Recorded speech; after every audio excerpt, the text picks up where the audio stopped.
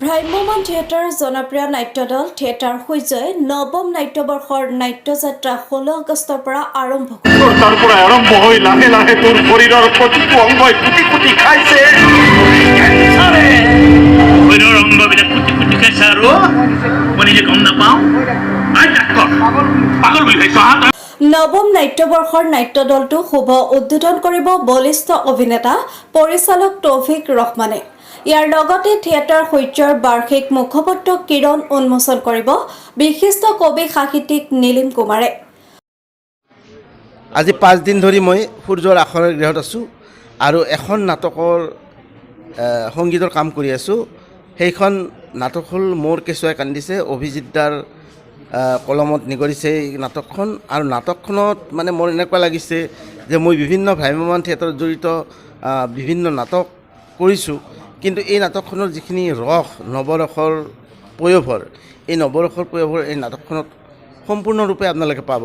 চলিত নাট্যবৰ্ষৰ নাটকসমূহৰ ভিতৰত জনপ্ৰিয় নাট্যকাৰ অভিজিত ভট্টাচাৰ্যৰ মোৰ কেঁচুৱাই কান্দিছে নাটকখনত এইবাৰ ভ্ৰাম্যমান থিয়েটাৰৰ স্বনামধন্য অভিনেতা মৃদুল ভূঞাক এইবাৰ নিৰঞ্জন নামৰ ব্যতিক্ৰমী চৰিত্ৰত প্ৰত্যক্ষ কৰিব পাৰিব অসমৰ দৰ্শক ৰাইজে।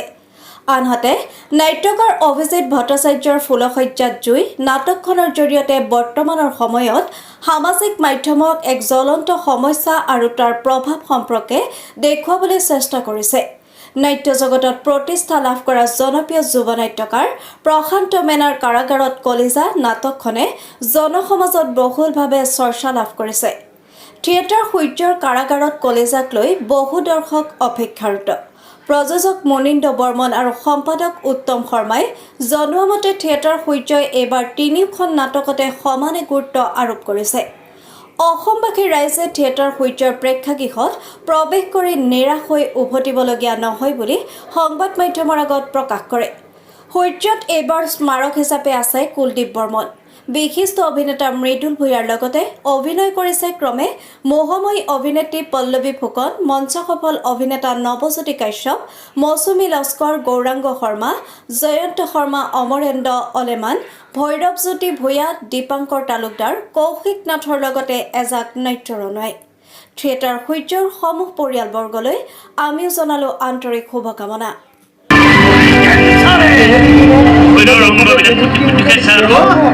মই নিজে গম নাপাওঁ। পাগল বুলি খাইছ। পাগল বুলি ভাবিছ। কৈ নাবি আৰু মই বিশ্বাস কৰিলো। দুখ বুলি ভাবিছ তই মোক। নিৰঞ্জন কথাটো মনে মনে থাক।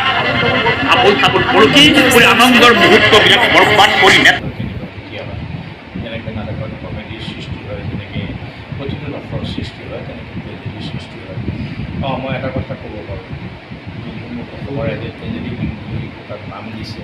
মই যিমানবিলাক নাটক কৰিলোঁ, যিমানবিলাক নাটকত মই ক'ব নোৱাৰিকৈ নাটকৰ মাজেৰে গ'লোঁ আৰু মোৰ দৃষ্টিত মই জনাত যিখন নাটক মই কৰিব ওলাইছোঁ, কেঁচুৱাই কান্দিছে, ব্যক্তিগত এখন নাটক।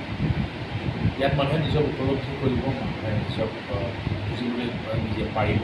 মানুহৰ মন, মানুহৰ মগজুত, মানুহৰ হৃদয়ত, মানুহৰ সপোনত কি কি খেলা থাকে, সেই খেলবিলাক আমি দেখাব বিচাৰিছোঁ। আৰু মই এটা কথা ক'ব পাৰোঁ, মই যিমানবিলাক নাটক কৰিলোঁ, এই নাটকখনৰ কাহিনী আৰু অভিজিত ভট্টাচাৰ্যই যেনেকৈ গাঁথনি কৰিছে, হয়তো মোৰ ট্ৰেজেডি টিমৰ সৰ্বশ্ৰেষ্ঠ ট্ৰেজেডি ড্ৰামা হ'ব যেন লাগিছে। কাৰণ এটা সাংঘাতিক ট্ৰেজিক কাহিনী লৈ পেলাই নাটক। আচলতে কাহিনীটো ট্ৰেজিক বুলি মই আজিকালিখন নকওঁ। এটা কোনো নভবা, কোনো আমি নাটকত নেদেখা এটা কাহিনী তেখেতে ভাবিছে। আৰু এনেকুৱা এটা কাহিনী লৈ এখন নাটক হ'ব পাৰে, যিখন নাটক 9 মাহৰ ভিতৰত নামিব, যিখন নাটকত বা এটা সপোনক লৈ পেলাই এজন মানুহ, এজন দেউতাকে দৌৰি ফুৰিব, কাৰোবাৰ কামত লৈ দৌৰি ফুৰিব, আমি কোনে সেইখিনি পিছত ৰাইজে জানিব। গতিকে সুন্দৰ আৰম্ভৰে আগবাঢ়িছোঁ আৰু সুন্দৰ সততাৰে আগবাঢ়িছোঁ, সদিচ্ছাৰে আগবাঢ়িছোঁ, ভৰসা আছে মোৰ ৰাইজৰ ওচৰত। এনেকুৱা নাটক মানুহে চাব, চাই আহিছে, চাব, নাটক জীয়াই ৰাখিব। আৰু এখন নাটক কৰিছোঁ মই, আমাৰ নামটোৱে ব্যতিক্ৰম ফুলশয্যাত জুই। ফুলশয্যাত আচলতে কি থাকে, সপোন থাকে, আৱেগ থাকে, মৰম থাকে, নামটো হৈছে ফুলসজ্জা বিচুৰি নাটক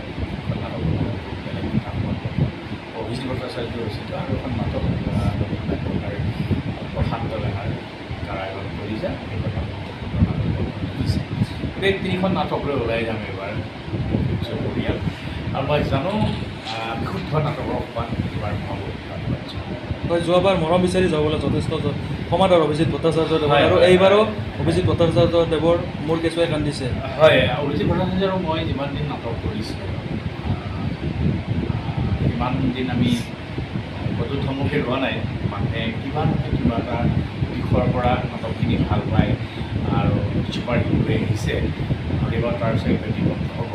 প্ৰথম কথা হয় নাটকখন কাহিনী কৰোঁতেই লিখাৰ তেওঁৰ যিটো ধাৰা যিটো ষ্টাইল সেইটোৱে মোক বিৰাট মুগ্ধ কৰিছে। আৰু আমি কমফৰ্টেবলি এখন নাটক কৰিব পাৰিলে দৰ্শকো কমফৰ্টেবলি কাহিনী গ্ৰহণ কৰিব আৰু এই নাটকখন তেনেকৈ হ'ব।